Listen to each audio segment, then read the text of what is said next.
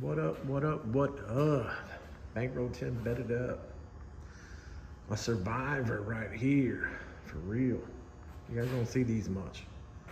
1979 Pontiac Grand Prix. Very clean car except for the frame tails. So, we are gonna put some frame tails on it. And we are gonna put some disc brakes on it. I took the hubcap off. But yeah, this thing is clean.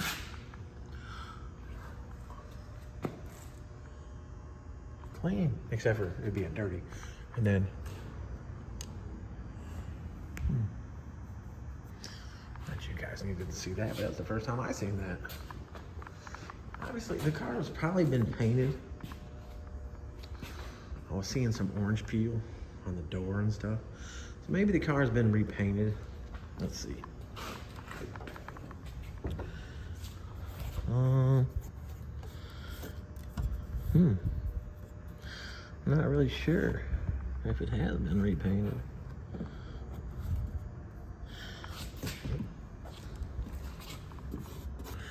Well, I don't know if it's been repainted or not. I've seen some orange peel. Maybe it's some factory orange peel. Or maybe it has. Oh well. Them damn pine trees I got outside, I can't stand. Look at all these damn pine needles. The Chevelle, I was out there bleeding brakes some more and messing with it some more outside. And pine needles were coming down, smacking me in the head. And they got all over dude's interior, which, I mean, the interior got dirty for me working on it, but dusty, not greasy, grimy, just dusty. But this thing, I was outside the one day and it rained a little bit and then the wind was blowing and stuff, so it got dirty. It was very clean when it came, as in it was washed. But yeah, so the right stuff, brake stuff with the Willwood stuff.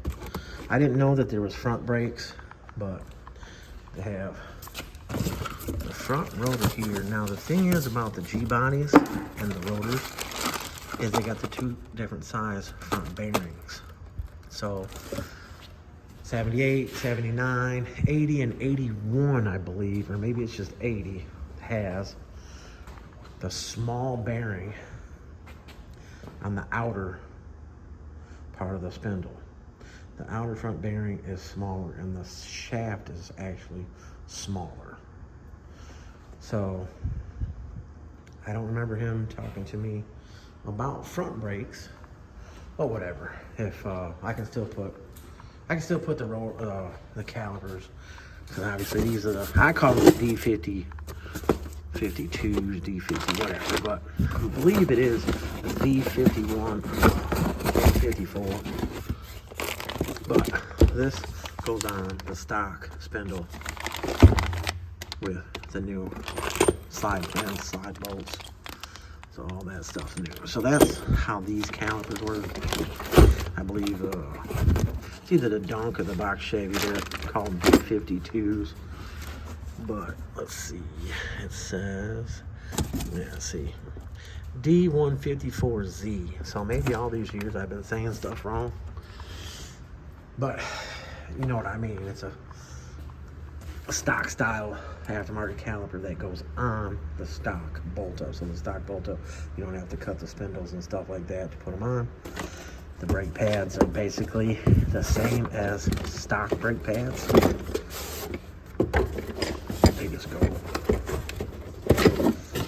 Anybody that knows Gbodies, that's a Gbody brake pad. Inner, or no, that's outer, this is inner, because it takes a little bracket right here to hold, the little clip to hold this into the piston. So, but again, I didn't know, or I didn't pay attention to putting disc brakes on the front. I knew about putting disc brakes on the rear. And obviously the rear is that rotor, which that hub is that hub's 7.5 Gbodies is that hub. That's the That's the back brake kit.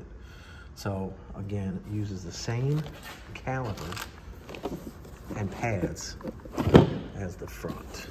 So you see right there, it says, actually that's just a part number. Oh no, right there, D154. The other one says it's got a Z on it, but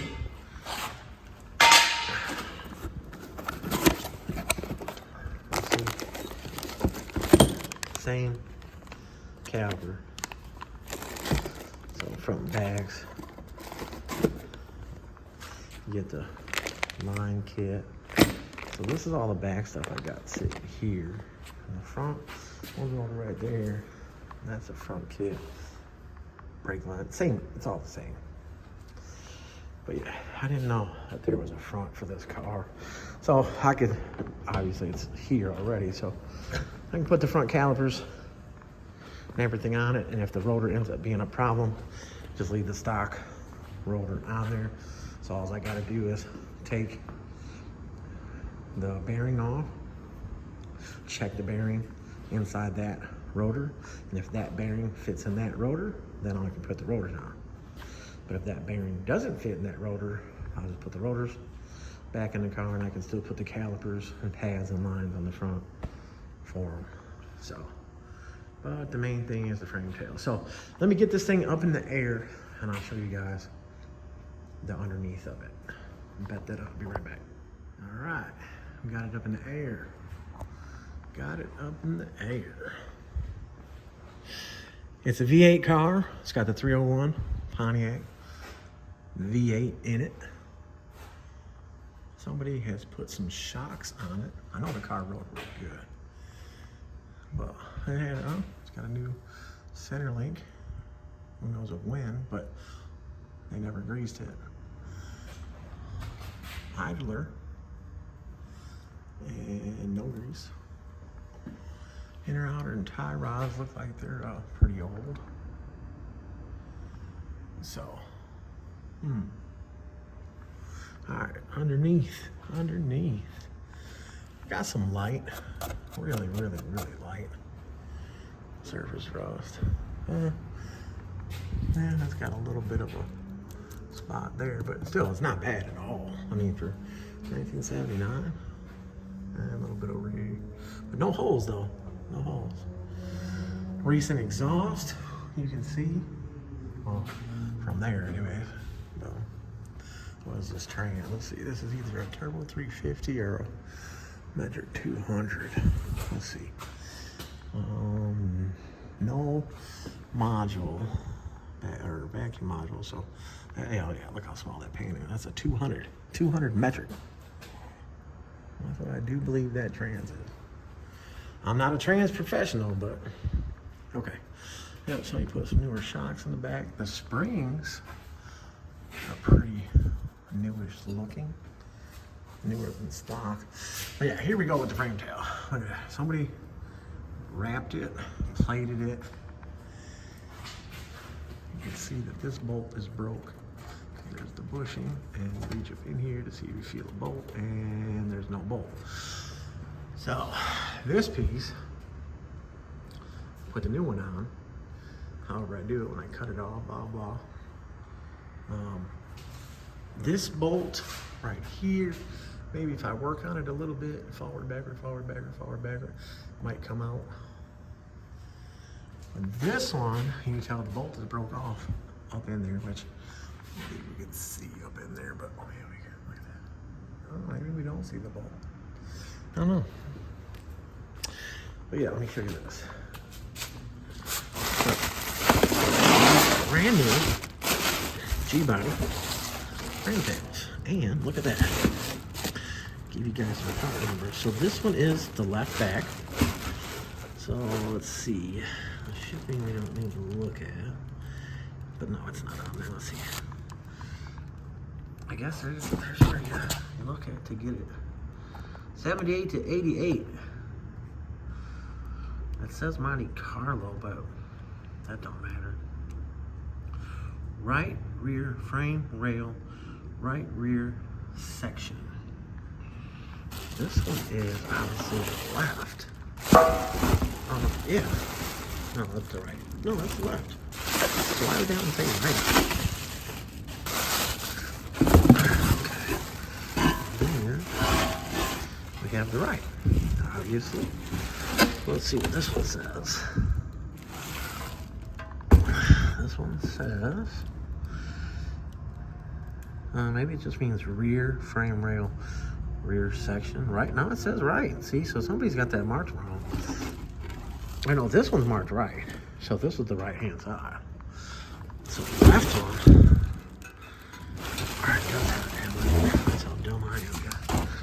Oh yeah, it does say left hand. So yeah, rear frame, rail, rear section, whatever. Left hand. Okay, so left and right. But let's see, that should be the place. I wonder if there's a thing on the box. I just don't want to show you the address. Parts Geek. Parts Geek. Let me see. Let me cover up this. All right. Parts Geek LLC. There's the phone number. So. But yeah, they're nice, except for you can see. Well, look at how bent up those flanges are. I mean, that ain't nothing to straighten out, but I mean that's pretty bent up. It's almost as if they stamped them, jacked up. But anyway, all right. That one is shit. You can tell that. Hopefully I can get that bolt out. We go over here and look at this one, and we can see that it's full of rust, and it's split right here. There's something building up in there, more rust. That bolt is in there. That bolt is in there, but you know those probably are not gonna come out. They're probably just gonna break right off. But maybe I'll put a little bit of heat on them. Reuse the bumper shocks to put in those tails, and then you got, you know, how you take these four off. So I'll probably have to heat these up too, so that way they don't break to piece. Back bumpers, you'll always see this aluminum or whatever type of shit this is. It always disintegrates like that and swells up. And this is what ruins the chrome. But that side ain't that bad. But I'm gonna get nasty doing it. But that's the type of work that I do. Cutting, welding, grinding, dealing with metal. All right, let's see what's going on. Let me get these back wheels and everything off, get this rear end open up, and try to mess with these frame tails, or at least get the brakes done or something. Get something done. All right, y'all. Let it up. I noticed this side says LJ, which is crazy that it's crooked, right? And I went to move it and the glue is broke. But this side doesn't say it. So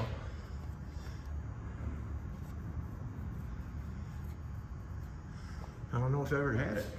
Might have had it, so it might have been painted. You got the alarm right there. Look at that. Look at that alarm, y'all. Old pop machine lock. That's how they did it back then. And so many people drilled holes in cars to put that shit on there. But hey, all you had to do back then was put a kill switch on your dash or something, because that's all that really did, was just a kill switch. All right, y'all. I'll be back with some more work. Better that. All right. Got the back drums off. Got the cover off. Got the drain bucket, because we got to pull the axles out.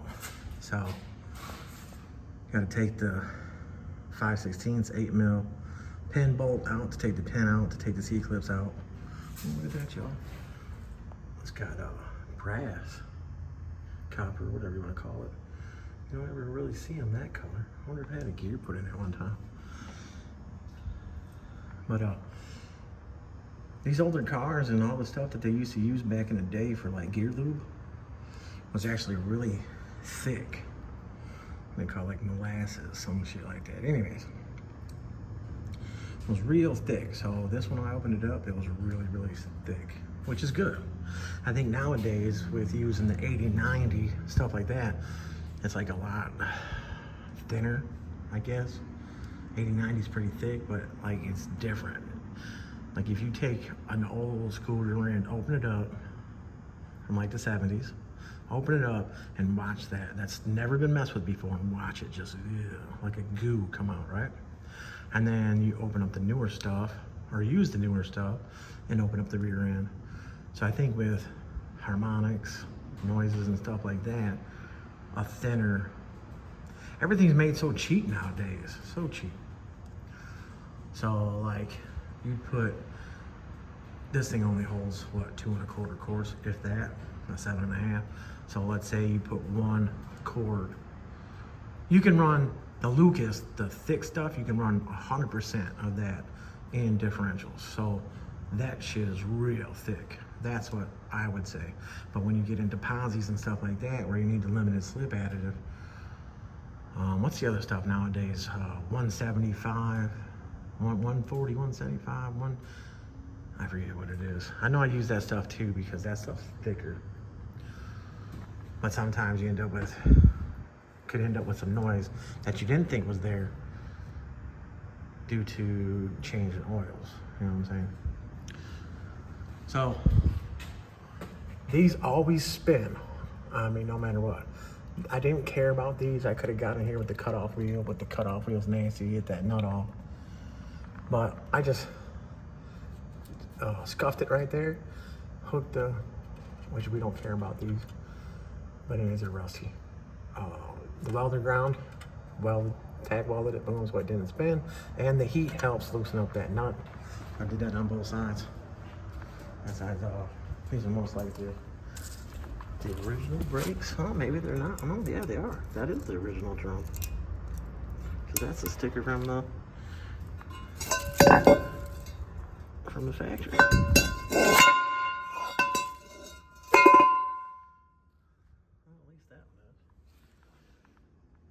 So anyways, yeah, same thing on this side, boarded it in. Got those nuts off there, both sides. So now I'm gonna let it down and put it in neutral. Take it out of gear. I could just take the pin out of there, but whatever. Take it out of gear, put it back up so I can get to the pin. Take that out and slide the axles out. Take the brake lines off. And yeah. All right, y'all. And then I'll try to turn these bolts and see what happens. I'll probably do it with a ratchet. Instead of using the impact, I'll do the ratchet. Tighten it up a little bit, loosen it. Tighten it, loosen it, tighten it, loosen it, tighten it, loosen it. See if I can work them out. Anything you can do to just, take a little bit more time, take a little bit more time. Let that up, be right back. All right, I'm back. Up, down, up, down, up, down, round and round. So, you take the little pin out in the rear end, which takes the big pin out, then you can get the C-clips out. And the reason I was saying brass, copper, this, that, or see the coloring, but then you get you a magnet, slide up in there so that way you don't drop it in the bottom of it, and pull the C-clips out, pull the axles out, which if you see right there, both axles are out. Then go ahead and slide your main pin back in there and slide the little pin in there, so that way you don't drop the spider gears out, because it's a pain in the ass to get them back in, and you don't lose the shims that are behind the spider gears. So then you got these two 10 mils at the bottom, right? So I took my handy dandy little propane torch right there. I went behind here and I heated and heated. It's still hot. I heated. Then I tightened it a little bit, loosened it a little bit, tightened it a little bit, loosened it a little bit. I worked it, and finally it broke. So the other three, I didn't care. They broke right off. Both back in place are off. The e-brake cable, obviously, The new setup, you don't need an e-brake. It doesn't have e-brake setup on there, so you get rid of the e-brake cables. Now, you go ahead, take them off the rest of the way underneath there, cut that whole, you can cut that whole setup off there. You can take the cable out because you don't need that shit. And then, if your brake light is on the dash, it's due to your e-brake. And your e-brake on these cars is on the floor, which is your parking brake. People started calling it emergency brake, this and that, blah, blah. Nobody ever thinks to go for the damn e-brake, like calling it emergency brake when it's a parking brake. And I don't know, especially with one being on the floor, old school car being on the floor. New school cars on the floor, this and that. Little shit boxes back in the day would be center console. You know, you pull up the handle, but nobody ever thinks if your brakes go out, blah, blah, blah, to grab that. Anyways, you don't need it. The brake pedal will be on the floor. You go underneath the dash, you take the brake pedal, you put it back up, you put a zip tie around it to something underneath the dash, and that keeps your brake light from being on. It keeps the pedal up like it normally sits, as it sits right now. Yeah. So now that I got all that stuff out, gotta go and drill these, which the kit gives you the bolts with longer bolts and nuts and washers for that reason, for those breaking. So then go ahead, hit this with a wire brush, or you know, drill with the wire bristle head, whatever. Boom, clean all this stuff out because you're there. And get you a drill. So you got to use a drill anyway, this or wire brush, whatever, but you're going to need a drill to drill these out. You start with a little bit, go right through the middle of it, and start with a second bit. Or you might be able to get lucky and go with a big bit that fits right inside the hole there, because you're going to need it big enough anyways. If you got good bits, they're going to drill right through it. But if you got old tore up ass bits, they're not going to cut right through it. So anyways, there we are. Next step, done. Let me get this cleaned up, get those drilled out, and get these backing plate brackets on here. Meaning, I got these 2-part brackets set up. That piece. And I'm pretty sure there's spacing in between, because you got spacers in the kit too, 2 for each side. And you got weld-on tabs, and this I do believe these are shims that you may need it and you may not need the shim. But the weld-on tabs for the brake lines. So we'll be doing that too, because this line obviously is too long. Which this isn't stock. Like I said, somebody put. Down to put the clip back in there. So they probably replaced the hose and these back lines at one point, because these unscrewed right out. Now, if I would have needed these to put these back on, oh, you know damn well it would have broke. But I don't need them. So I will be getting a set of shorter lines, which the passenger side is longer than the driver's side, but I'll get this, the hose and the tab on here where I'm going to put it, and then I'll get a measurement from there to there on both sides and be able to get the 2 different lines and put the brakes on there, or put the brake lines on there, bleed it, blah, blah, blah. But all right, let me get to the next step on this 79 Grand Prix. Bat that up. Right back. I'm back, y'all. I'm back. All right, so I got the bumper off. I forgot about the bumper having the reverse lights and the marker lights in it. So I had to take off the lenses. So the 2 lenses, left and right, for the reverse lights, to undo the socket, take the bulb out, and then take the wire harness off the back of the bumper, boom, so I could drop it down. So like I was saying, this frame tail is bad too. We're already right here. Might as well change it. We have both rails. So I tried with my 3/8 impact on this, snap-on 3/8 impact, so I just went back, forward. I tried with the ratchet first, went back, forward. It's not wanting to break free. I don't want to put my half-inch gun on there. I tried the same thing with this one, and it's acting the same way. So I have to cut the trunk open in the inside for this one anyways. So the structure of the car as of right now, oh yeah, the structure of the car is right there. You can see up in there, see, let's see. The structure of the car is good. So I just got to slit, make an I shape inside the trunk, right above, you know, here. Slit, slit, slit, pry it up. Don't have to cut the piece out. Just slit it right there. Pry it up, pry it up. Get down there, wire brush or whatever, because it's got that slide nut that's inside there with the two slide pieces, or 4 slide pieces, so it can move around, so when you put the bolt in, it lines up. So I'm gonna get up in there, maybe put some PB blaster on there, a little wire brush action. Maybe I can heat the tip of it on the inside and then work the bottom. I mean, I just don't want to break it off in there and then I have to change that piece. I have some pieces in this car. They're in this car somewhere. Maybe I took them out. Maybe I took them out. So that way I can show you guys what I'm talking about. Where the hell would I have put them though when I took them out? There's a box somewhere with the shit in there. Aha, what's this? I said haha too soon, because that's not the box.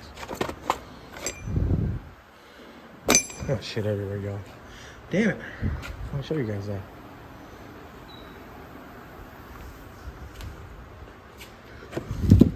I'm gonna do some bushing pieces. Oh, there's one structure piece. Alright, there we go. See how this piece, that's the piece that slides around there. So square shaped, whatever. This one works. So I saved this one off of that wrecked cutlass that I took apart. But that's the piece I'm talking about. So there we go right there to fix the one. So let me make sure I can get the other 3 bolts off the back of this thing. You know, the 2 for this side, 2 for that side. And of course right here, you just go ahead and cut it short first. And then you'll figure out exactly where you need to cut it. You can put the tail up on here, figure out, then you can, you know, do the same thing. You slit it, whatever. So that way you can butt it. You can get right to the back side, but you have the support piece right here for the structure for the springs. So you want to be, I think they give it to you like right in this area somewhere, but we'll be able to mark that. Let's cut it, we'll be able to get right to the back, weld it in. So you could make it somewhat fit. Even if you had a bigger gap here, you can make it fit. So you put the bolts in here, let this hang, whatever, tight, snug this up to the car, and then you'll have the area right here that you can work. So even if you gotta cut, roll it in, plate it, so it's on the inside, which I got a frame notch anyways, this area, because he's putting some 22s on it. So, yeah, all that shit out here getting dirty as hell, but that's what I'm working on now, y'all, trying to get them last 3 bolts up out of there. If I can get those out of there good, then I can drop them frame tails and get the other ones out there. Trying to get this thing done. Like I said, worst comes worst, it'd be leaving with the aftermarket brake lines and the calipers on the front, but the rotors on the front. Or maybe it'll get put together like that, and then we'll find Summit or Jags, I'm pretty sure has the spindles because they have B-body, they have box Chevy spindles. So they should have the G-body spindles, and we need them to be 81 and newer. This brake kit, what did I just read? I just read something, read something on this brake kit about it being 79 to 81, or excuse me, 79 to 87, but I know that bearing is different. But I'm double check that. Maybe I'll put that on camera too. But all right, y'all. Yeah, that's where we're at on this. I'll get back to it. Bet that up. All right. Look at that. That is a frame tail. Piece of shit, rusted out garbage. Now, check this out. I got this bolt. It's probably still hot. I got this bolt to come out without breaking it. And like I said, we got new bushings and shit. So I think that's like a 8 mil or 10 mil thread, some shit. So I'll have to get some bolts because I'm not going to reuse this bolt. Or I could put probably a standard in it. But anyways, yes, I cut it open with the cutoff wheel. Then I had to heat it with the propane. I'm almost out of propane. But I took the wire brush, which is falling apart because it's a cheap piece of shit. And I wire brushed the threads and wire brushed the threads, and then I got it to turn a little bit, and I wire brushed it and I heated it, and I took my time with the 3/8 impact, and I worked it back and forth, back and forth, back and forth. So like I was saying, the structure of the car is still good. So now I gotta cut this one open to take the square piece out. This one you can see I was a little off on the cut. But yeah, this right here, you'll be able to bend it back over, clean it up, clean up all around it, tack, tack, tack, tack, tack, tack, tack, do some tacking all the way around it, and then put some silicone or some caulk or some seam sealer or whatever you want to put around it. So this one, you can see, that would be the middle. So this one I'll probably pry it up and get that square piece out of there, which, see, now that's crazy that I'll have to probably slice it open, pry it up, slide the piece out. And then, like I said, I got that new one over that, or used one over there to be able to put back in that side. And then I can get this frame tail on. Meaning, when I cut it, I looked at how much they had on this, which from that hole, I'm a fabricator anyway, so it's really, but I cut it up to there. So you can see from that hole forward, I got plenty of rail there, and I'm gonna do the notch in there anyway. Oh yeah, you can see how somebody welded it up. Garbage. Oh yeah. All right, on to the next step. I'm gonna get this other one off here, which I'm pretty sure these bolts are better. But I gotta take the spare tire out the way so I can get to those spots. To cut them open and heat them up. I don't want to break them. Do not want to break them. Take the extra time. Sometimes shit looks like a pain in the ass, and you're like, oh man, so many people telling me to be positive, be positive, be positive. So just be positive. Go through. You might have to take 5, 6 extra steps, but it's gonna get it done. Instead of breaking it, and then you still got to cut it open anyway. So you got to cut it open. So, all right, cut it up. I'll be back. Went ahead and cut those open. Heated them up. I heated this one up right here, the front one on the passenger side. Obviously, this one was going to be the shittier one. Heated it up. Heated. I heard my propane was about running out. So, anyways, I'm going to take that one off, and sure as shit, it was rotted beyond what I knew. So that one broke. So then I went back here, cut this one open, heated and used the wire brush in there to heat this one up, to clean this one up, and ran out of propane, so I couldn't get it as high as I wanted. Then my little snap-on gun right here. It's pretty hot because the battery died, but it was turning. That bolt was turning real good in there. Turning. So I kept going back, forth. And for some reason, my other snap-on battery, see the flashing light? Now it's flashing because it's charging. But before, this is the battery that was on the gun. This battery had that solid light, when I put it on the gun, and instantly went dead. And it's dead. So I switched the outlet, and it started flashing. So it wasn't charging the whole time. So maybe something to do with the cold when it was cold out here. I don't know. Should be blowing me. You know what I'm saying? Anyways, look at all that. Look at all that damn rust. All that shit's gonna be out the way. I'll figure out where this side is showing to cut. So I don't want to. You don't want to end up cutting too far. So I'll go ahead and mark this right now. I'll measure from this hole forward on that piece and look at it. I'll lay the frame rail down here and see. So I just go ahead and get that cut. I'm pretty sure that back bolt's gonna come out. I don't know if I'll be able to reuse it like how this one looks right here. How rusty it is, how thin it is right there. And I already got to put, oh, I still got to cut. I still got to cut that one open. So I can cut that one open while that battery's charging. I know it looks ugly right now, but, and then that heated up, so we're gonna paint off. But, and then the little slit here to get this piece out if I decide to put a different bolt.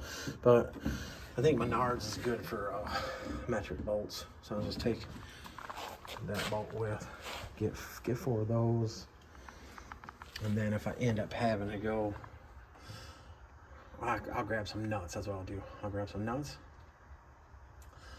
metric nuts. Anyways, you know what I mean, to be able to bolt it all back together. Even if I just gotta put a metric nut with a washer, you know, I can put it together because the top would be open. Bolt it all up, get it set where I want. Oh yeah, that'd probably be a good thing. Get the back bumper back on it with the new rails, be able to have it all lined up. And then the very last thing, close up these holes, you know what I'm saying? Because they'll never have to be opened again, and the bumper or the frame tails will never have to come off again. Like I said, we got the brand new bushings. Body bushings, so not all the brand new on there. Yeah, I know that's the whole box because, you know, they don't just sell individual. And then I don't know why the hell they don't give bolts. Like, what you pay for this kit, was it $200-something? Why don't you get bolts? Before I talk to you, Mom. Yeah, no, there's no bolts in there. They give you all the body bushings for the whole thing, but don't give you no bolts. They can give you a set of standard, hold on a second, babe. They can give you a set of standard bolts and a set of metric bolts. You know, depending on what the car is. But we'll see, that's got a 15 mil head, so most likely it's a metric bolt. But all right, I'll be back with more work done on this biatch. Not that, all right, y'all. I got a mess and a half. Cords in the way. Hoses in the way. All right, old frame rail, new frame rail. New frame rail, fitted. Just gotta hold it up there. I got this cleaned up. I got the bolts, I got the body bushings. Oh, I had to use bolts that are for control arms, fine thread, 1/2 inch. And I'm gonna put these nuts and washers up in the top because the bolts broke off. The inserts were jacked up. So anyways, I got the trunk. I got the spots up there in the trunk cut open. My son is supposed to be bringing his ass out here, so that way he can put the nuts on the top when I hold the frame rail in the bottom and turn the bolt. I'll get it snug so I can move the arm around. And then, like I said, that one's all fitted too over there. So yeah, I should have swept this up and everything, but we had another freak little storm last night and yesterday. Yesterday there was nothing but hail out here, and you can see how it drifts up. I didn't make that mound. That's how it drifts up. It drifted all up in the driveway. So everywhere you don't want the snow to be is where it stays. These pine trees over here suck. The wife hit the garbage cans today with the Ford. Yeah. But anyways, the rain came in the front. I'm probably gonna have to put a drain across there, but the concrete's bowed up here because of that crack. So the water's going underneath. But anyways, the water ran all the way in here. Found out my windows back there leak because when the rain comes down on the top of the building onto the trim on the top of that window, it comes in. So the windows all had water underneath them. That window over there, so that sucked. But anyways, back to this GP. I put a little spray paint all through there. These run marks were from whoever before, which whatever. Just, you know, put a little paint in there, a little more type of protecting, I guess, a little bit. I mean, the car's garage kept anyway, so all this stuff that happened to it before. But, yeah, gonna get these frame tails on here. I'm not trying to make this video that long. Oh, I drilled out all 4 of these broke, so I drilled them out. This, I know it kind of looks offset, but the original hole is like back more on the bottom. But I took the center punch, clink, clink, clink, clink, clink, clink. Put the hole in the center. The pilot hole, I used a little bit first, and I used a bigger bit. Went through there. Did the same thing on the other side. So that's ready for me to bolt the brakes on. I just wanted to get this fabricating of these frame tails out the way. And then I'm still gonna take and clean all this up with the wire brush on the drill bit, or on the drill. Wire brush head on the drill. Clean all that up. Of course, I'll get these lines all the way out of here, or maybe I'll just tuck them off. I don't know yet.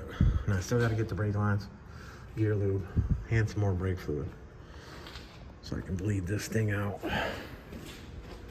But yeah, so big old mess. Bent it up. I'm on it. All right, y'all. Grand Prix frame tails. Frame tails on. They're like bigger all the way around than what this is.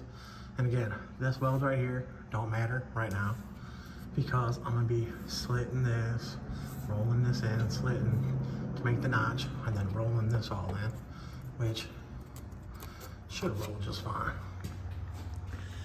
But it came from the place with these all bent up. That's how they came in the package. That is painted over whatever the coating is on it. But there's the new bushings, new bolts. This one same way. But you can see that in there. Now, the only thing that I found that was crazy is that lines right up, right? I mean, this outside needs to be bigger, but this one's crazy. Look at that. Look how much different that is from bottom and top. So whoever cut the hole in the wrong spot. The other side lines up pretty good. This one, not bad. It will leave a little gap and fill the gap as you go down. Use gravity with you. Gravity with you. The back side of this one ain't too bad, but like I said, I ain't got a problem showing you guys everything. This one had to grind a little bit because I had a booger at the bottom. But yeah, frame tails are on. I do believe they were hanging a little bit right here, so they're not fully tightened up. I just snugged them, a little more than snug, but obviously plenty of rubber there. Don't know how low it really is until the bumper goes on, but I'm gonna go ahead and tighten it up anyways. The bumper, you could tell, this is the driver's side, and on the bumper side, you can see how the bracket, there's adjustment where they had the bumper a little higher, a little lower, a little higher on this one, and that's because the frame rail was jacked up. Then if we look at this one, I know I got a mess. You can see what I'm saying. They're maybe about the same, a little different. But you know, this twist like this goes up, down, side to side. So you can finagle, ain't really too much side to side, but you can finagle a little bit with that. Yep, them bolts broke for the shocks, bumper shocks, but whatever. If the bumper is sticking too far out, I'll take this back off and I'll drill a hole in here, release the gas, and I'll be able to tap the bumper in. But I don't think that'll be a problem. But even if the bumper is too far under, which I still don't see that being a problem. I think they're basically in the same spot as what they were. But you got, this hole's a little slotted. I think this hole's a little bit bigger So if I had to make these a little bit bigger to be able to position the bumper this way and that, whatever. Anyways, it'd go on. I kept the distance on both sides the same, centered up in there.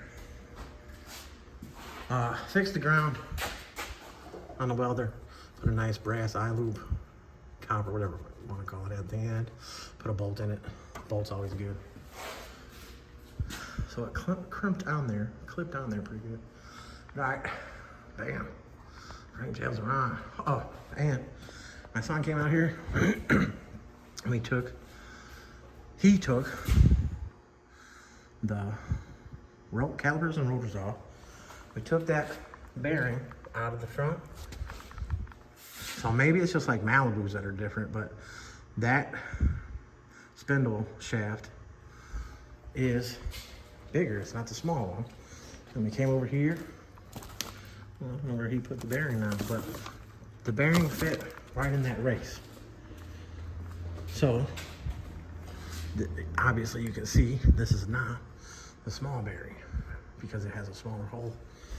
So then we go over here to this rotor, and the bearing goes right in that race and turns. So what I was saying about the spindles, maybe it is Malibu only that's different. 78 and 79 has a smaller, and 80 has a smaller spindle. So maybe the GP, or maybe it's just 79 and newer. Maybe it's just 78. I don't know. All right, y'all. Back in place right here. To me, garbage. You can see it's bent a little bit, but garbage. Pop these off, throw them right in the trash. Willwoods anyways, when you use that style, you drill and tap this hole. But this is Gbody. They always make noise, they always rough. Garbage. All right, y'all, on to the next step. Bend that up. All right, frame tails are on there. Body bushings are on there. New bolts. I still gotta weld up the inside of the trunk, but I gotta notch this. I gotta roll this. He got some 22s that he's gonna put on it. And they're US mags, I believe. And I think it's 11 overall in the back. So anyways, got the holes drilled out there. I probably already said that, but yeah, got the back bumper on today. Got it all lined back up. Got the reverse lights back in it, marker light stuff. The best I could do with the back, these are aftermarket fillers, the fiberglass stuff, but how they didn't seam. See how there's the two? They should have cut so that way they put it together, but it overlaps. So it's a little off, but it was originally off. But yeah, frame tails. This one didn't come out as clean. And what I noticed with these, like this one's got a lot of a slant to it, you know, with an angle, which is good. But I gotta do the notch, so doesn't matter. I'm gonna clean this stuff up, bolt the brakes on it. Underneath, you see how clean it is. The bolts are in there. These flanges were all bent up. I think I showed that. So it was a pain in the ass to line it up. This side over here, I had to drill out these to get it to line up. I had to weld the bumper shock right there because the bumper shocks were garbage, and then this one wanted to stay all the way out and I couldn't get it to stay in, so I drilled a hole. I released the hydraulic fluid, whatever, and then I had to weld. That side holds just fine, stays right where it's at. So now, you know. But yeah, bushings, all that. This one welded pretty good. I left a nice little gap, but it went around. I got the backside buggered up real good. But I'm gonna do the notch right here, roll this in, roll that, get the brakes on there. The front, what I was saying about the rotor, maybe it's just a 79 Grand Prix, or maybe it's just a Malibu, but they'll have a real small spindle shaft in certain years, 78, 79, 80, something like that. So maybe it's just the Malibu, or maybe it changed in 79. This one, the bearings and everything that were in the stock rotor went right in this rotor. So that all worked out. All that's tight, got cotter keys in there. This is the Willwood caliper that goes right on the stock spindle. This is a 2-piston. D154 is what this caliper number is. D154. Got the braided line on there. These brake lines are froze up right here, but I got them to break loose, so I'll be able to spin this side out, and then I'll be able to spin this to tighten up. You know what I'm saying? Because this spins. I'll be able to tighten up, and then I'll be able to put a brand new clip in there. But I'm gonna bend this bracket a little more this way. But yeah, slowly but surely, didn't want to waste all the brake fluid that's in there. And that's pushed out pretty far, but those pads are pretty thick. But I'll just cut this.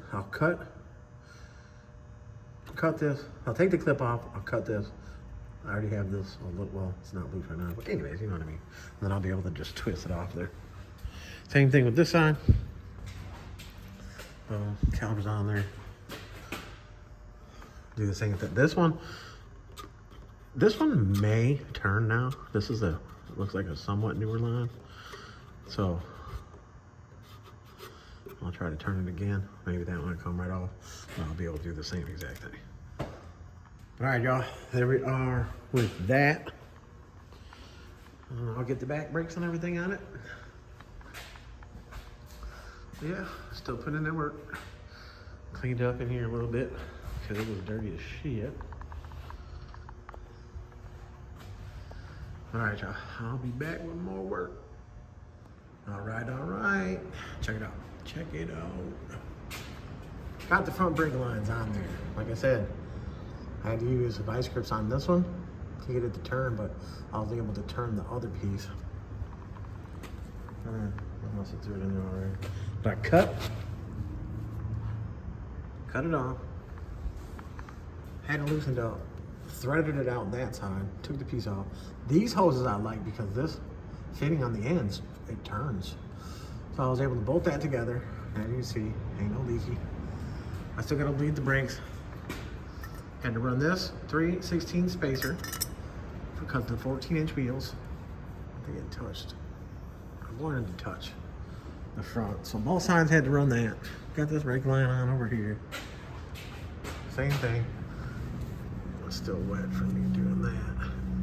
But brake lines on there. Boom, boom. The rear, I have a 20-inch line for the passenger side, standard. And I have a 12-inch for the driver's side.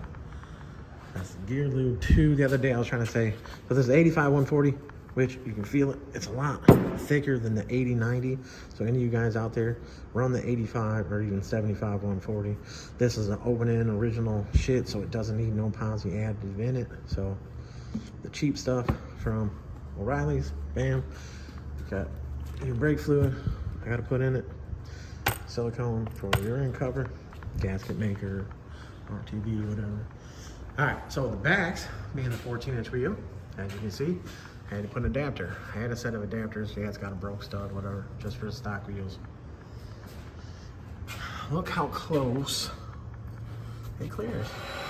You're hearing the pads, but there you go with the light coming through, so. It clears with the adapter, just the adapter on this side. The rotor did not fit the axle, the outer part of the axle diameter. It did not fit, so I had to grind the axle down, which I did it on the car, was spinning it, grinding it, to get the rotor to go on there, so it went on there. Calipers all on there. Slide pieces are in there. The outer bracket, or inner bracket, inner bracket, outer bracket, whichever way you want to do that. Comes with 2 sets of spacers, which they only use the 2 at the bottom. Once I bleed the brakes and get them pumped up, boom. So yeah, those brake lines, boom. This side needed the longer, the passenger side, because the T is mounted to the rear end on this side. So this side will be the shorter line, that side, boom. I mean, yeah, I could have wrapped this line around and this and that. No, take these lines off. But all that stuff's on there, ain't gonna bleed it. Now this side over here, you can see there's a gap now. So that's with the wheel adapter. But if you look in there, I probably should have left the wheels out, but when I first put it on with just the adapter, you can see this wheel when I turn it. There's a spot that gets very, very close. Anyways, this one with just the adapter on there, which this one has a messed up stud too. I like to have stuff like this laying around, and obviously it worked for this setup.